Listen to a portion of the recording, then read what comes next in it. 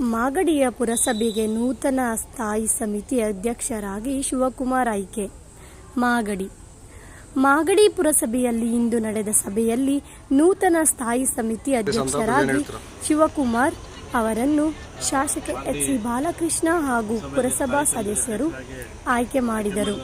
ಈ ಸಂದರ್ಭದಲ್ಲಿ ಪುರಸಭೆಯ ಅಧ್ಯಕ್ಷರು ಹಾಗೂ ಉಪಾಧ್ಯಕ್ಷರು ಹಾಗೂ ಎಲ್ಲರ ಸದಸ್ಯರು, ಪುರಸಭೆಯ ಅಧಿಕಾರಿಗಳು ಪಾಲ್ಗೊಂಡಿದ್ದರು.